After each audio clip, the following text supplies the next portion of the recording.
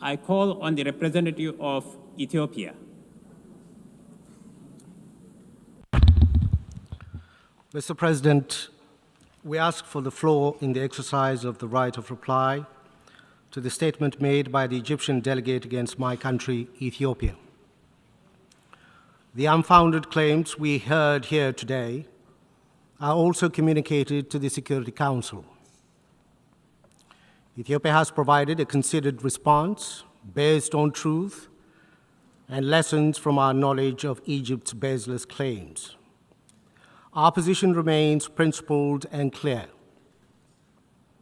The Nile River ties Ethiopia, Egypt, and the 9 other countries of the Nile Basin with a natural bond.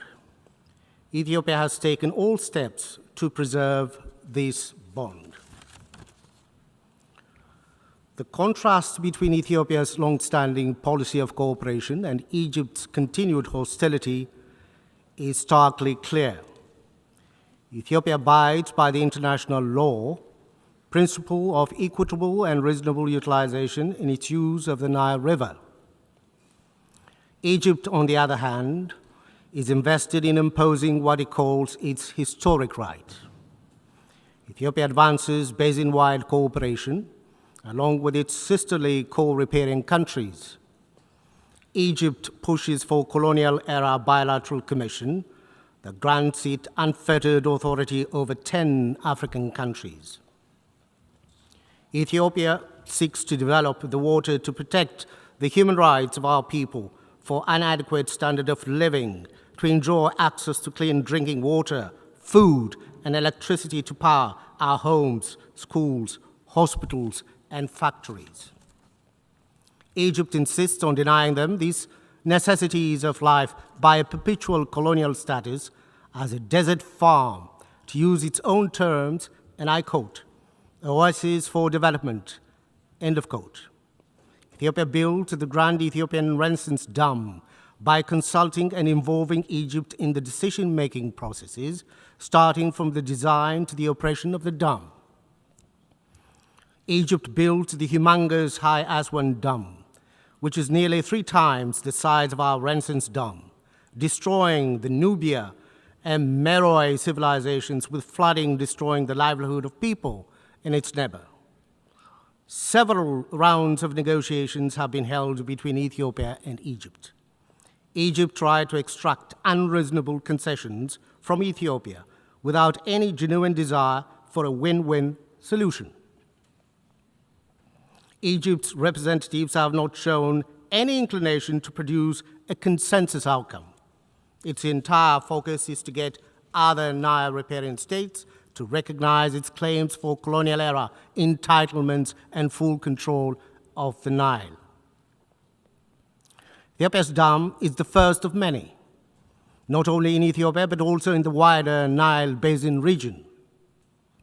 There has to be a lesson from the past to chart a positive future, a more collaborative future. Hostility only breeds divisions, wastage of resources, and missed opportunities for joint development. Ethiopia has redoubled its efforts to ensure regional peace and security, shoulder to shoulder with its neighbors, to restore peace, advance integration, and economic development, and in the fight against terrorism. Egypt, on the other hand, is disrupting these regional efforts, shipping in arms and supporting belligerents, and making diplomatic solutions impossible in its neighbors to the south and west. There is no parallel comparison between my country, Ethiopia, and Egypt. Our determination to forge cooperation emanates from the just nature of our cause and action. It's influenced by the timeless bond and shared future we enjoy with our neighbors. When we exchange this word in this August Assembly, it is only because we are compelled to do so. Egypt's attempt to internationalize one hydroelectric dam, one African river, is only another case of exploiting this platform for narrow political purposes and a cover-up for national and regional preoccupations. This is one among several factors that contributed to the challenges the United Nations is facing in developing on its mandates. We thus encourage Egypt to play a constructive role in building a future of shared prosperity I thank you, Mr. President.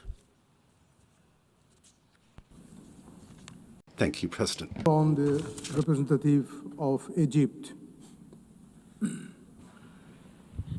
Thank you, Mr. Chair, for giving Egypt the floor in order to exercise the right of reply against the allegations by the Ethiopian delegation.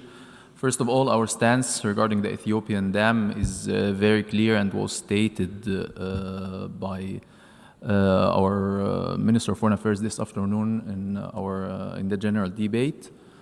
The Ethiopian dam represents a unilateral measure devoid of any legal legitimacy, and Egypt stresses that despite all the flimsy efforts to give the Ethiopian dam a false veneer of acceptance and legitimacy, the dam remains a unilateral measure that violates international law and norms and doesn't produce any consequences that would affect the legal system governing the Eastern Nile Basin under international law.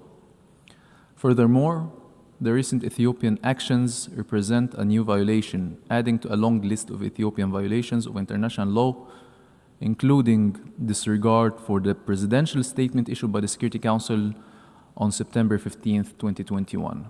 Having said that, Mr. Chair, allow me also to reply to the false allegations by the Ethiopian representative. Egypt categorically rejects all the false allegations made by the Ethiopian representative in response to the Egyptian statement during the GA debate in this afternoon.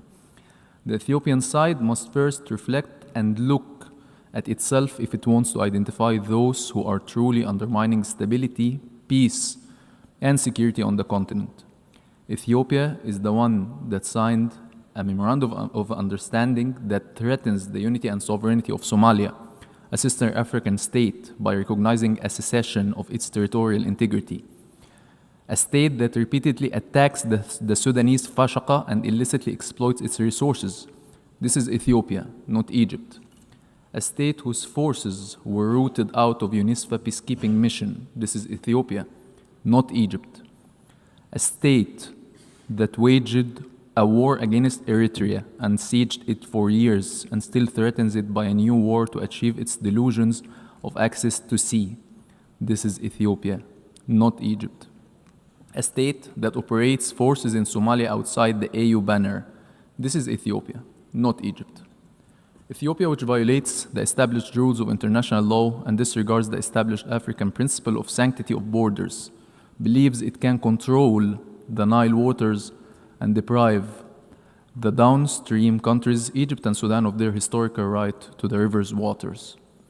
Ethiopia must stop immersing itself in illusions of power and control and realize that its false accusations are nothing but fabrications and delusions stemming from a troubled internal situation that seeks to export its internal problems and create imaginary enemies for domestic consumption.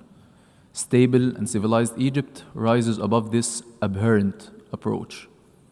We call on Ethiopia to exercise wisdom, cease threatening its neighbors, and refrain from any measures that destabilize the continent. We call on Ethiopia to return to the African family as a pillar of peace and stability in the region, not as a threat or underminer. I thank you, Mr. Chair. I now call on the representative of Ethiopia for a second intervention.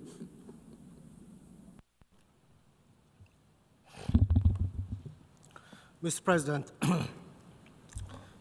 Egypt has once again made additional baseless allegations against my country, most of which are refuted by Ethiopia's previous statements and replies before this August Assembly. The Grand Ethiopian Renaissance Dam is complete, and it was inaugurated on September 9th this year. This is a fact. The dam is generating electricity. It has brought immense satisfaction for Ethiopians, people of the Nile River Basin, Africans across who aspire the continent's development and prosperity, unlike what the Egyptian delegate falsely described in his intervention just now. The dam is also a symbol of resilience and determination in the face of obstacles advanced by Egypt to prevent Ethiopia from getting the financial resources necessary to build the dam. Ethiopians from all walks of life mobilize resources from their own savings to contribute to the $5 billion hydropower project. Ethiopia firmly believes in the peaceful settlement of disputes. Ethiopia initiated talks with downstream countries, provided them with the necessary details about the dam, and gave them updates on the progress in the filling of the dam. It signed the agreement on the Declaration of Principles on the dam project to agree on guidelines and rules on the first filling and annual operation of the dam. Ethiopia's conduct, in fact, reversed the age of unilateralism in the Nile River basin that has been advanced by Egypt. Our efforts to find a mutually agreeable solution have been stymied by Egypt all the way. Egypt has hardly negotiated in good faith. Reaching an agreement has never been Egypt's objective. If it had been interested in collaborative approach, it would have joined the agreement on the Nile River Basin Cooperative Framework, which came into force on 13th October 2024. Nevertheless, Egypt wants a monopoly. In this century, that's not possible. The days of hegemony and colonial agreement are over. Egypt propaganda must stop its reckless threats. Countries sharing such a precious resource as water are not expected to propagate hostility. If Egypt is interested in genuine cooperation, it will find Ethiopia as a partner. Ethiopia remains hopeful to reinvigorate relations among all riparian countries of the Nile Basin based on the genuine desire for collaboration in joint development. I thank you, Mr. President. President. I call on the representative of Egypt for a second intervention. Thank you, Mr. Chair, once again for giving Egypt the floor. Mr. Chair, we are not willing to dwell more on the continued fallacies posed by the Ethiopian delegation. However, we are going to reiterate our position and stance. We affirm Egypt's firm position of rejecting all unilateral Ethiopian measures on the Nile River and not accepting them or their consequences for the existential interests of the peoples of the downstream countries, Egypt and Sudan. Ethiopia is adopting intransigent positions seeking to impose a fait accompli driven by a political agenda, not development needs, to mobilize the Ethiopian interior against an imaginary enemy under the pretext of false claims about sovereignty over the Nile River, which represents the shared property of its riparian states. Since the unilateral launch of the Ethiopian dam project and over the past years, Egypt has exercised the utmost restraint and chosen to resort to diplomacy and international organizations, including the United Nations. This is not due to an inability to defend our existential interests, but rather stems from Egypt's firm conviction in the importance of strengthening cooperation and achieving common interests among the peoples of the Nile Basin countries, in accordance with the international law, and in a manner that serves development interests and takes into account the concerns of downstream countries. And hereby, Mr. Chair, we continue to maintain the right to reply to the illegal Ethiopian unilateral measure by all the necessary means enshrined in the international law and the UN Charter. I thank you, Mr. Chair.